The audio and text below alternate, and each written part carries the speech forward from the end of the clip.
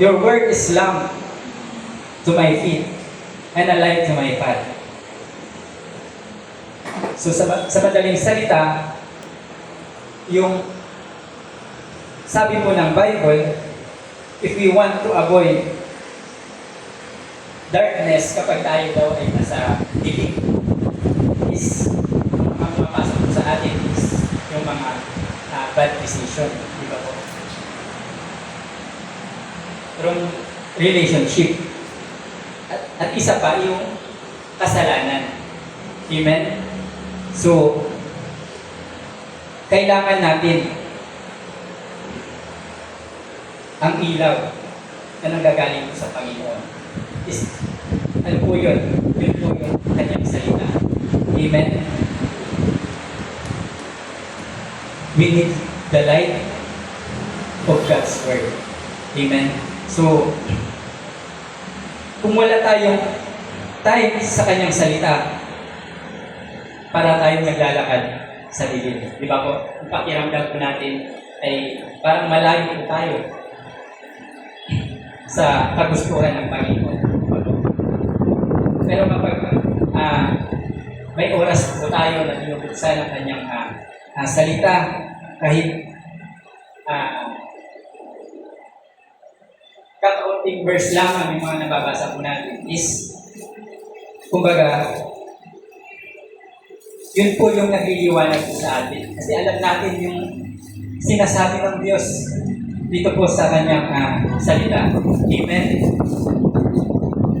Alam natin na kapag tayo po nagbabasa ng kanyang salita, pinagkakaroon po tayo, naliliwanagan po tayo. Alam natin kung saan tayo lulugar o kung saan tayo, alam natin kung saan tayo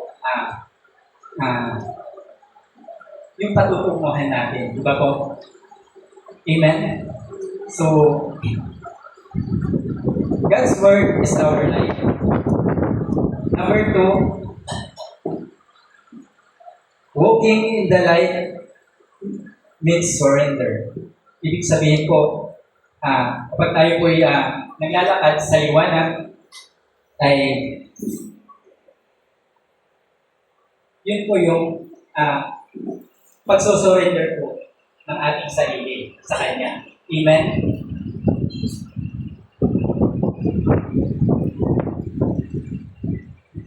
Kumbaga yung lumang pamumuhay po natin ay talagang sinusurrender natin sa Panginoon. Amen? Ganun po, kapag lumalakad po tayo sa liwanag, ibig sabihin po, yung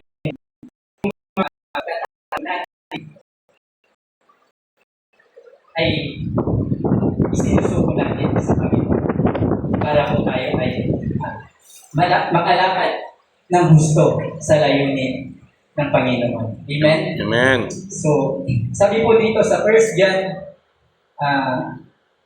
chapter 1 verse 6 to 7, hindi pwedeng sinasabi natin na mahal natin si Jesus, pero ang lifetime natin is yung luma pa rin. Di ba po?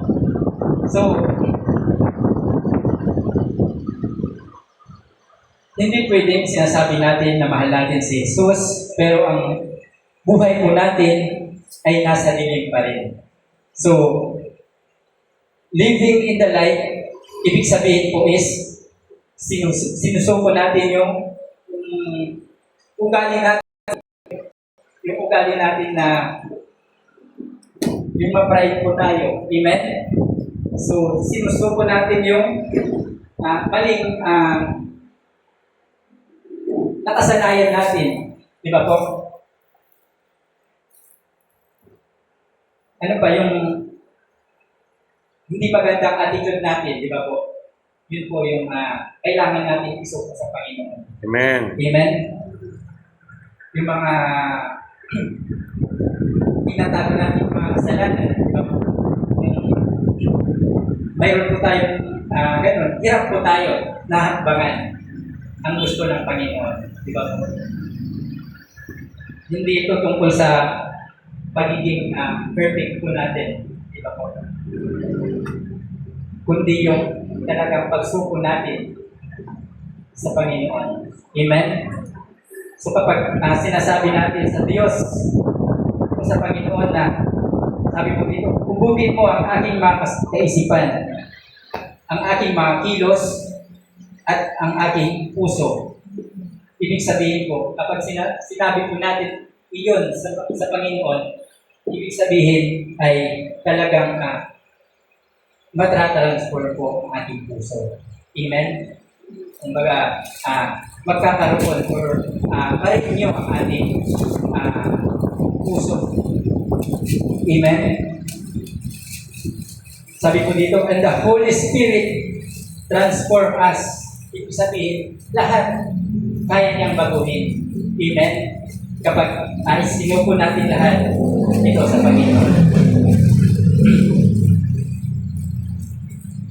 Pangatlo po, walking in the light build fellowship. Ibig sabihin, kapag tayo po lumalakad o namumuhay sa liwanag, ay mayroon po tayo kumbaga yung pagpupuri sa Panginoon. Amen? So, napakaganda ng sinabi sa 1 John chapter 1 verse 7. Sabi po dito, if we walk in the light, we have fellowship with one another. So, tayo daw po ay nagkakaisa na nagpupuri sa Panginoon. Amen? So, Christian walking in the light, ito po ay nakakapag-build ng pagkakaisa o yung pagtutulungan ng bawat isa po.